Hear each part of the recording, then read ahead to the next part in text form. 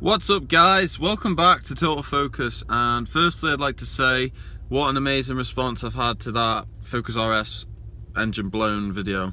Like I say, it wasn't meant to be misleading or anything like that. It was a genuine owner's concern. Do I have that issue? So a few people have taken that out of context and maybe thought it was clickbait. It wasn't, to be honest. It's completely related to the issue. Anyway, so last week I went into Ford to address some of the concerns, my local dealership here, down to the shop, and basically they had a look over the car. They checked the oil levels and the coolant levels, and they did mention that the oil level was a little low and the coolant was minimally used. So they basically said I need to keep an eye on things and check it daily at the moment. Check the oil level, check the coolant level, no hard driving. Sorry, it's a Ford Focus RS. I thought that's what it's built to do. Obviously drive it hard within the law, at least anyway, on the road. This is not a track day car. Excuse me, there's no tracks nearby anyway, so it's not really. There's one in Edmonton. It's quite a few hours drive there, But anyway, so I was looking through the window in the waiting area and I saw at least 5 technicians underneath the car, and they were kind of like, oh, what's going on under here? They were trying to, I don't know what they were talking about, but they were definitely discussing something. And they basically came back and they did look concerned. They said, it's definitely something we need to keep an eye on, and obviously if you notice any losses of oil, you've got to just obviously stop driving it. It's common sense, really. And also, whilst I was there, I had one of these what they called recalls done. So they did the actual thing was called A16C13 body control module reprogramming. Last time I went in October to have that done when it initially came out, they weren't able to do it for some reason, so whatever, they've done it now. And then the next one was B17E02. Basically it's the powertrain control module reprogramming again. That's the second time now. I'm not too sure how or what they've done. And then there was another one under that, there's no code, but it says ECM, emissions control, as well. So my guessing is that they are obviously onto the fact that there is an issue and they're trying to address things ahead of time to maybe prevent a lot of engine failures. That's the clever thing to do. I would prefer not to have an engine failure, of course. I'm trying to use the car a lot more now. It's become more of a daily car as opposed to sunshiny, nice day car, So I've put a couple of 100 kilometers on in the last week, just trying to use it as much as I can for work and little odds and sods here and there. So yeah, that's basically where I'm up to at the moment. I'm just keeping an eye on all of the fluid levels, and yeah. So in response to Ford, when I went in, I mentioned about these issues of engine failures, and they said, oh, they've not heard of it. And in fairness, I live in a fairly small town and there's only a couple of RSs around. They're still new in the showroom, so they obviously haven't had to deal with this kind of situation just yet. But they may have to, they may not. As I say, I'm hoping it doesn't happen because I do love this car.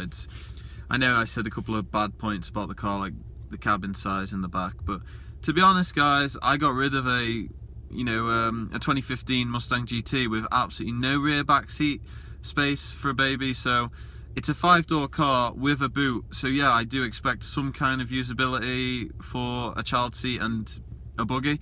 It's not out of the question. So those of you who are saying, oh, a guy wants to buy a Focus RS and has a family, well, yeah, what the hell?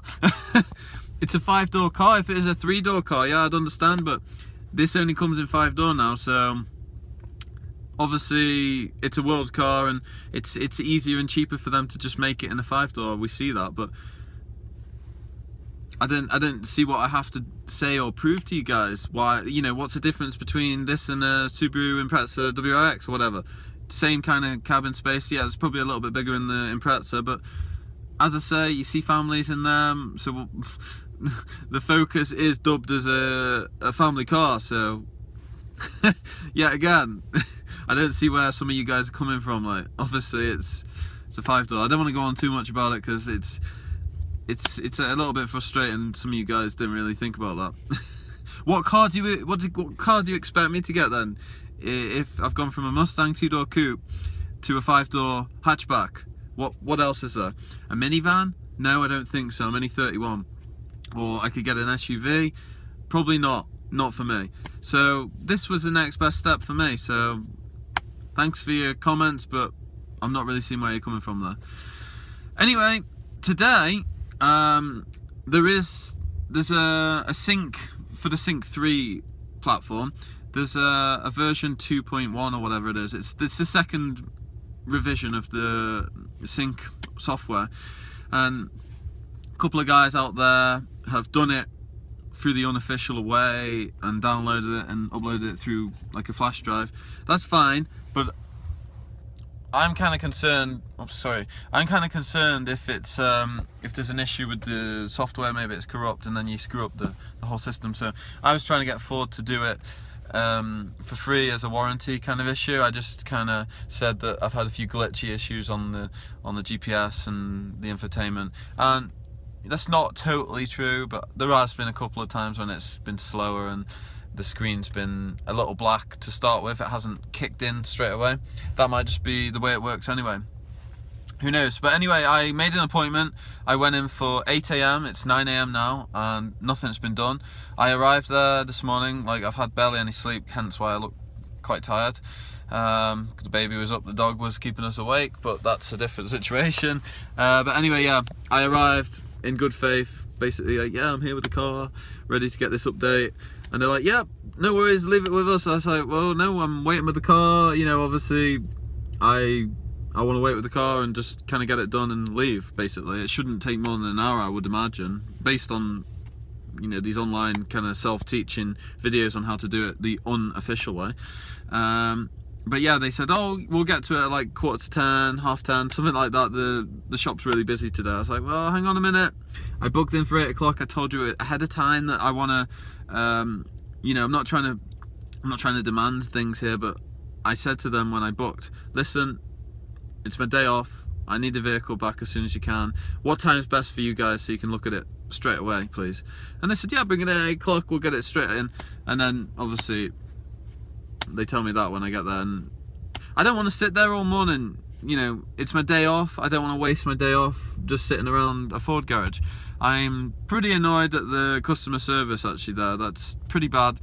Naturally, I lost my temper a little.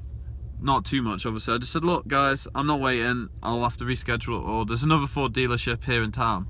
So they've kind of really annoyed me, because last week when I took the car in, same situation, I was waiting all day just for them to do this PCM update and then check out the oil fluid. So I'm ranting on a bit, but I suppose what we have to take out of this is right now there's nothing really to report about the engine issue. We're just keeping an eye on things. So I do appreciate all you guys kind of tuning in and all the new subscribers and so many comments. Some nice, some not so nice, and some horrible. Whatever, all the comments, you know, I welcome them all. It's got a good conversation going. There's a conversation flowing anyway, aside from me even replying to comments now, people talking amongst themselves. That's really good. I'm glad that people are obviously starting to almost form a community about this situation, and it's good to have input from everyone, good or bad, or positive or negative, whatever. So yeah, like I say, please stay tuned. Smash the like button if you liked it, or dislike, whatever. Hit subscribe, and again, chime in at the bottom, and let's get a conversation going again. So like I say, thanks for watching, and we'll be back with more updates as and when they come. But I'm going to try and do a weekly update just to let you know where things are mileage wise and things like that. Right now I'm on 5,787 kilometers, so I'm not too sure what I was when I initially did that video. I've probably done 250 or something in the last week or so. So not a great deal, but mileage is going on. Alright guys, take care, over and out.